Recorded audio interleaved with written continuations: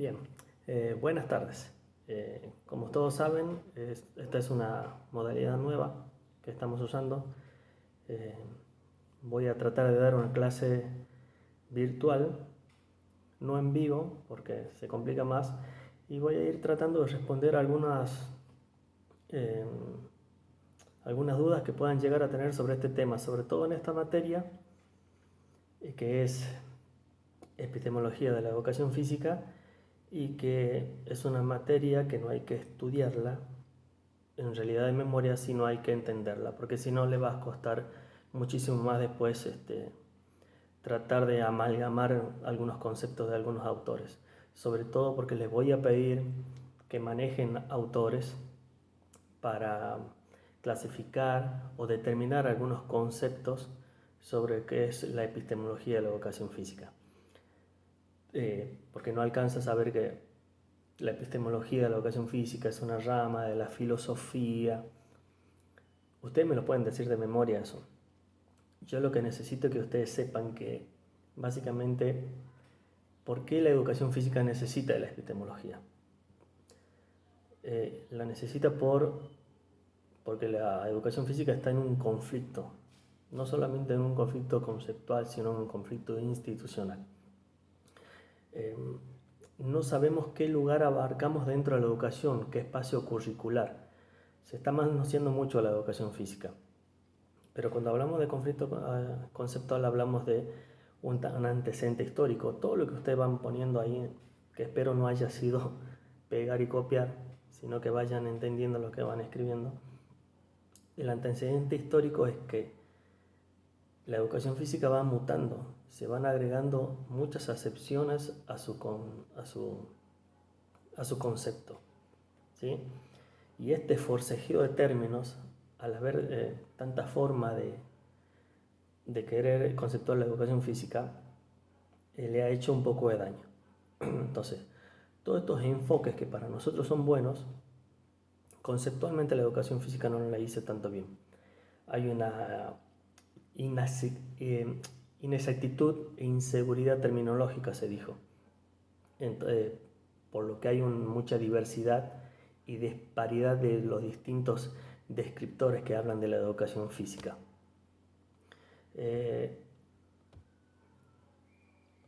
Cuando se habla de las causas del conflicto son simples.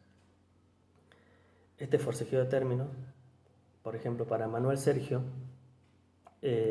no tiene mucho sentido en la forma terminológica de la educación física, no tiene mucha autonomía y la clasifica como un elemento de la educación integral.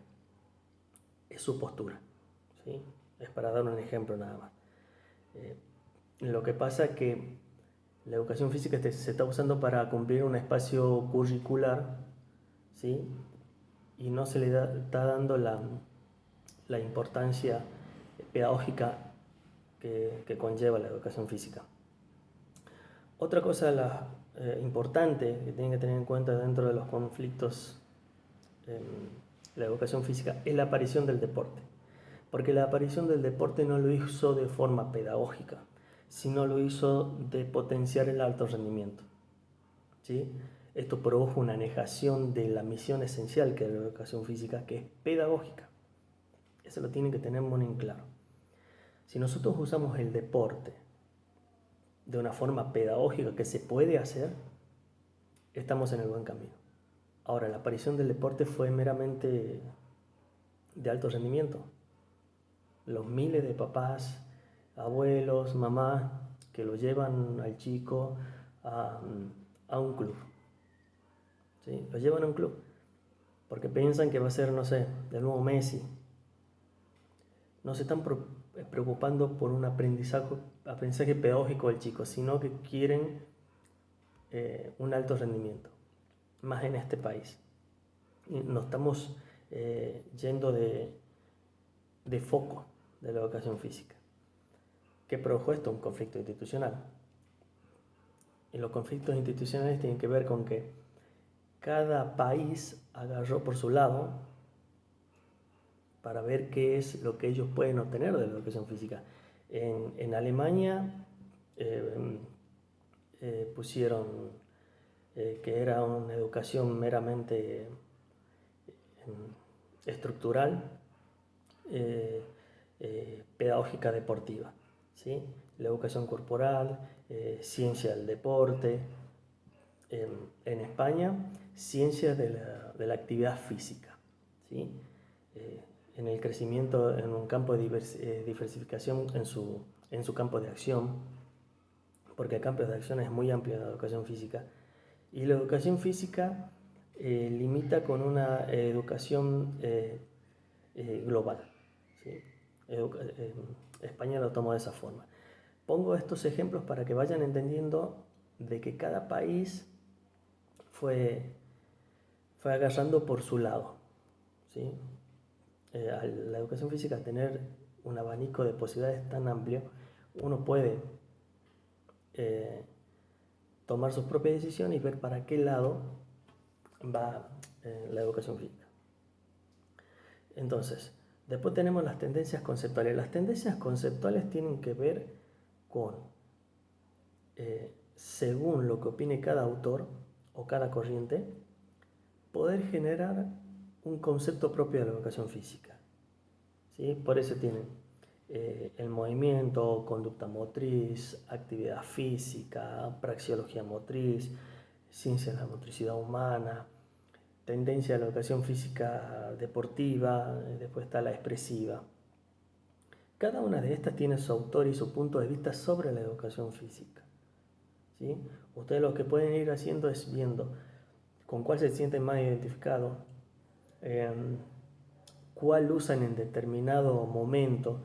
Cuando ustedes empiezan a dar las clases, porque empiezan práctica, se van a dar cuenta en dónde están ubicados como profesores de educación física, cuál es su tendencia conceptual como profesor de educación física, si estoy más apegado a que tiene que ver mucho con el movimiento, si estoy más apegado a la praxeología motriz de Parlevas, si estoy más apegado a la conducta motriz de Arnold. Todo eso ustedes lo van a ir viendo y se van a ir dando cuenta en medio de sus clases. Después, lo que impulsa todo esto, es la aparición de la gimnasia. La gimnasia fue la primera aparición como una vista corporal de una acción motriz, que no tiene nada que ver con la educación física. La gimnasia ahora forma parte de la educación física. Sí, fue el disparador, ¿sí? Porque con la gimnasia apareció la psicomotricidad y la psicocinética. Pero de ahí fue mutando la educación física, ¿sí? Entonces nos ubicamos. Los conflictos aparecen por un concepto polisémico y por la aparición del deporte. Los conflictos institucionales aparecen por el conflicto anterior, polisémico, y porque hay una fragmentación de la educación física que no sabían para dónde ir, ¿sí? Porque había múltiples identificaciones pedagógicas de la educación física. Y entonces ahí se disparaban hacia nuevos conceptos. Entonces, la educación física como objeto de estudio, yo quiero que nos manejen el movimiento como objeto de estudio, quiero que sepan que lo que opina Lebush, Meinel, que dijo que el niño se educa a través del movimiento, cuáles son los objetivos del movimiento como objeto de estudio, son el conocimiento, la aceptación de uno mismo, por ejemplo. Las críticas, ¿cuáles son del movimiento como objeto de estudio? Que se considera un término inadecuado, ambiguo, que queda muy corto solamente identificar la educación física como un mero movimiento. ¿Se entiende? Por esos lados quiero que vayan entendiendo y sabiendo cómo estudiar esta materia. Si hablo del objeto de estudio del ser humano como objeto de estudio, yo quiero que ustedes me digan, sí, Caigal ve a través del hombre generar relaciones sociales a partir del movimiento. Por eso Caigal está identificado como el ser humano en movimiento, cuando hablamos de objeto de estudio. ¿Sí? Ustedes tienen que aprender a relacionar autores con corrientes de pensamiento, porque eso les voy a pedir que hagan. si les pido el objeto de estudio, la conducta motriz como objeto de estudio, ¿sí? Yo quiero que piensen en paralelás, porque en él nos vamos a enfocar, ¿sí? La conducta motriz realizada en un contexto dado, en una relación, en una situación concreta, teniendo en cuenta el contexto, la historia personal, ¿sí? Tantas veces que vamos a hablar de lo contextual, ¿sí? No es lo mismo enseñar en la escuela Uriburu, cabecera, la más grande de Tartagal, que en la escuela Huichi, ¿sí? El contexto sociocultural y económico no son el mismo. Entonces hay que ubicarse qué enseñar, cómo enseñar, dónde enseñar y a quién estoy enseñando para obtener respuestas. ¿Se entiende? Bien. Ahora, más o menos le fui dando indicaciones de lo que quiero de ustedes. Entonces voy ahora a pedirles un trabajo, que es lo que más les gusta o no. Es importante ver también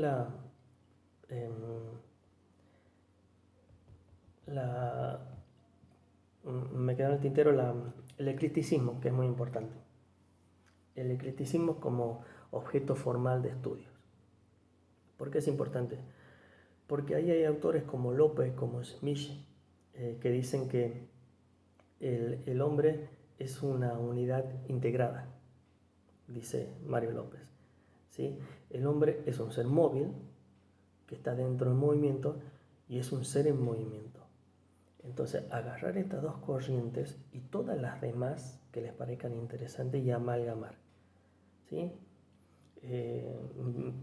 Del objeto formal en movimiento tomo esto que me sirve, de la praxeología motriz tomo esto que a mí me parece interesante y hago una puesta en común. De eso se trata de hacer eclecticismo, de agarrar lo que me parece mejor, más conveniente y amalgamarlo en una clase, que en definitiva es lo que tenemos que hacer, tomar lo mejor de distintos autores y tratar de generar una propia idea, una propia visión de la educación física, una propia visión del objeto de estudio de la educación física, que es el movimiento, el cuerpo, de qué forma se lo hace ese movimiento, para qué me sirve, darle un sentido pedagógico.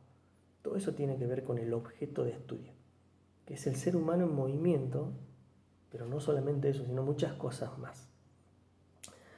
Ahora tengo un trabajo práctico que es que van a desarrollar si quieren en Word o en PowerPoint el objeto de aprendizaje de la educación física y la naturaleza de la educación física. Todo lo tienen en su cartilla. Si quieren buscar información de otro lado también lo hacen. Pero quiero que me hagan un video explicando para ustedes qué es lo que le quedó, cuál es la naturaleza de la educación física para ustedes, con qué autor se quedan, ¿sí? Cuando hablen del objeto de aprendizaje de la educación física, qué autor les dijo, sí, este es, con cuál se sienten identificados. No tengan miedo al error, porque distintos autores piensan diferente, entonces nosotros nos podemos sentir identificados con cualquiera de ellos, ¿sí? No tengan miedo al error. Así que por favor les pido, hacen el trabajo en Power, en Word, y me mandan un videito, si quieren un link o por WhatsApp, por lo que sea. Así que bueno, ya tienen tarea para esta semana y bueno, a acomodarse a esta nueva forma de yo de enseñar, ustedes de aprender y de hacer un feedback y ojalá que sirva. No hay otra forma, chicos. Les mando saludos y espero sus trabajos.